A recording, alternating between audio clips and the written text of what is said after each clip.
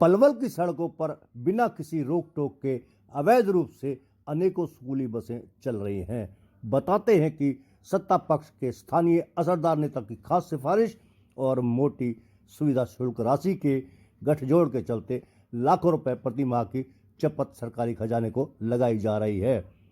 इस सबसे ऊपर राष्ट्र के भावी निर्माता कहे जाने वाले छात्रों की जान माल की भी सुरक्षा खतरे में है।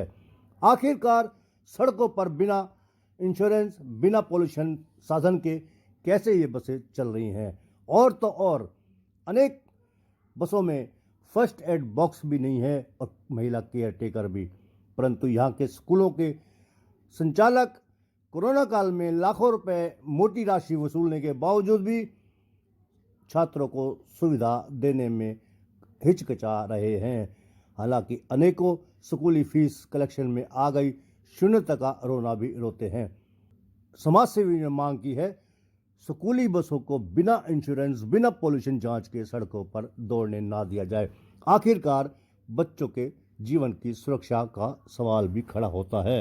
अब तक अगर आपने हमारे चैनल को सब्सक्राइब नहीं किया तो नीचे जो आप देख रहे हैं वैभव क्रांति न्यूज, इसको आप सब्सक्राइब कीजिएगा, फिर उसको लाइक कीजिए, फॉलो कीजिए और उसके बाद एक कमेंट करते हुए शेयर भी कीजिए। बहुत बहुत धन्यवाद। जय हिंद, जय भारत। हम तो यही कहेंगे कि आरटीए को जो है ना इस मामले में संज्ञान लेना चाहिए।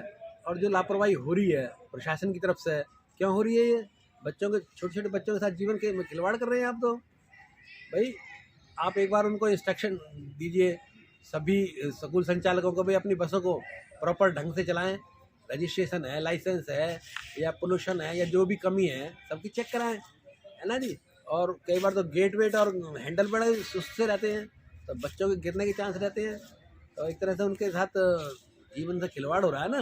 अब किसी बच्चे के साथ कोई दुर्घटना हो गई तो हु विल बी रिस्पॉन्सिबल है।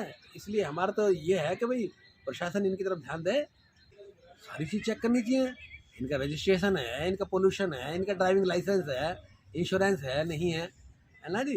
और इसके अलावा जो भी फॉर्मेलिटीज़ है वो कंप्लीट होनी चाहिए। बस इसके साथ ध्यान देना चाहिए बच्चे पूरे चढ़ गए नहीं चढ़े हैं, प्रॉपर जगह पर रोके, प्रॉपर टाइम पे चलाए। और अगर बच्चे कोई लटका रह गया है तो या तो उसको रोके या उसको अंदर बैठाए, है ना। अब छोटे छोटे बच्चों के लिए तो बहुत ज़रूरी है ये, तो भाई एक मार्गदर्शन उनके लिए प्रॉपर होना चाहिए।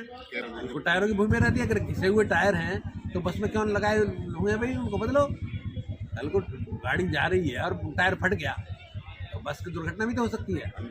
और दुर्घटना में बच्चे तो छोटे छोटे होते हैं, वैसे बेचारे अनबैलेंस हो जाएंगे। दुर्घटना का जिम्मेदार तो फिर वही हो गया ना, बस मालिक ही। देखो, अगर संचालक बस चला रही हैं तो उनको प्रॉपर अपना रखना पड़ेगा, है ना जी। ये गठजोड़ तो चलो अच्छी बात है भाई जिसका जिससे हो रहा है, लेकिन आप जो काम कर रहे हो उसको प्रॉपर वे में तो करो भाई। अगर कोई दुर्घटना होती है तो उसमें कोई गठजोड़ थोड़ी काम आएगा, वो तो सीधी जिम्मेदारी संचालक पे आएगी।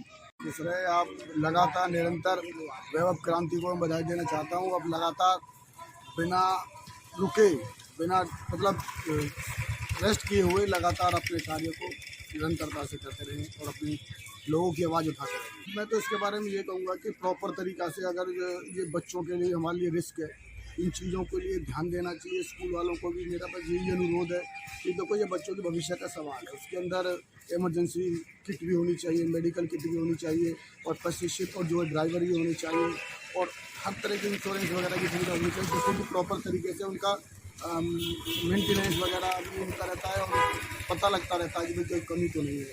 तो मैं तो ये कहूँगा कि ये बच्चों के भविष्य का सवाल है, इसमें कोई कंप्रोमाइज़ किसी भी तरह से किसी भी कॉलेज को, किसी भी स्कूल को नहीं करना चाहिए।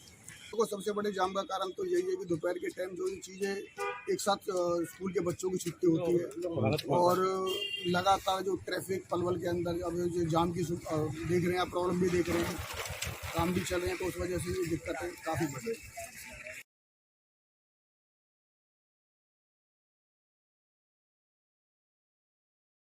देखो अप्रॉक्सीमेटली तो क्या मैं आइडिया लूँ, लेकिन कम से कम इनकी तादाद 500-600 कम से कम तो होगी स्कूलों को, टोटल स्कूलों को लगाया जाए।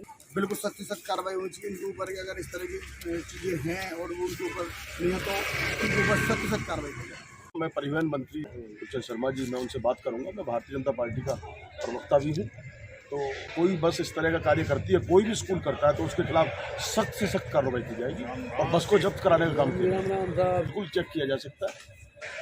डीटीओ से हम आरटीओ से हम बोल करके सारी बसें जब्त करा देंगे।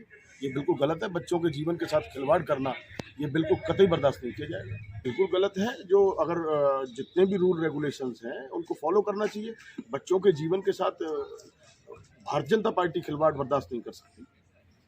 जो बसें अवैध रूप से ऐसे चल रही हैं उनको जब्त कराने का काम किया जाएगा। इसका फीस से कनेक्शन नहीं है।